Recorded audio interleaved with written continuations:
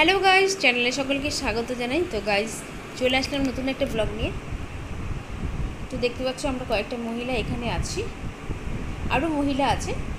প্রায় আমরা 30-35 জন মহিলা এখানে এসেছি আজকে। তো কেন এসেছি সেটাও তোমাদের সঙ্গে শেয়ার করব। তার আগে বলে দিই, তোমরা দেখছো daily blog with Dolly YouTube channel. অবশ্যই গাইজ এই ভিডিওটা ভালো লাগবেই এবং অনেক অনেক করে শেয়ার করবে।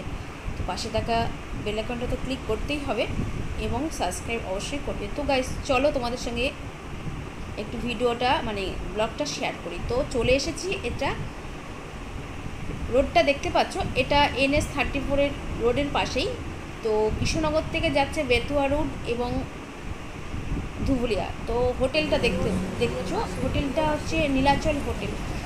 তো কৃষ্ণনগর থেকে যেতে বাদিকেই নীলাচল হোটেল, এটা হচ্ছে ধুবুলিয়ার দিকে যাচ্ছে হাই রোড NH-34 হোটেল। তো সন্ধ্যের ইমেজ দেখো কত সুন্দর লাগছে। তো আমরা এই হোটেলে এসেছি আমাদের আজকে সন্ধ্যের সময়, সন্ধ্যের ইমেজটা যেহেতু তোমাদের দেখাচ্ছি, সন্ধ্যের এখানে হোটেলে আমরা আজকে থাকবো রাতটা। 30-35 জন আমরা মহিলারা। এবার কেন, তো আমাদের কাউন্টিং আছে পরের দিন ভোটের সকাল 6টায়। তো আমরা এই সকালে রাতটুকুনি এই হোটেলে আমরা থেকে পরের দিন কাউন্টিংয়ে যাব। এটা পার্টির তরফ থেকে আমাদের এখানে একটা থাকার ব্যবস্থা করা হয়েছে এত মহিলাদের শুধু। যাই হোক, আমরা এতগুলো একটা মহিলা এখানে এনজয় করছি। হোটেলের ভেতরটা দেখো আর বাইরেটা দেখেছি অবশ্যই। তো এইখানে আমরা রাতের ডিনারটা করব। হোটেলটা খুব সুন্দর, খুব সুন্দর নীলাচল হোটেল।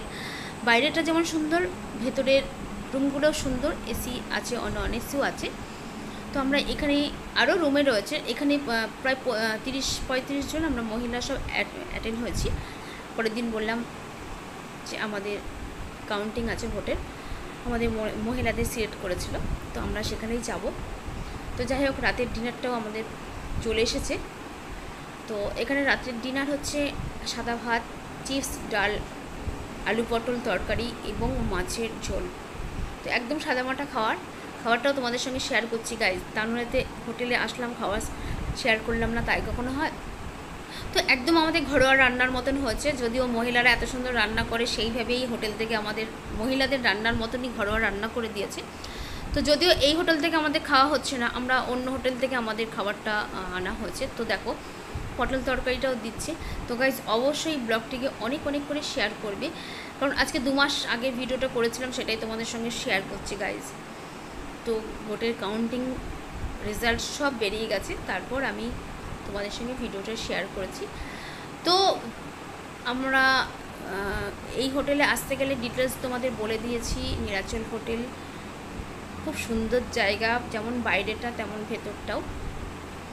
ঠিক আসতে গেলেও খুব সহজ, NH-34 সামনেই, সঙ্গে রেলেরও যাতায়াত আছে।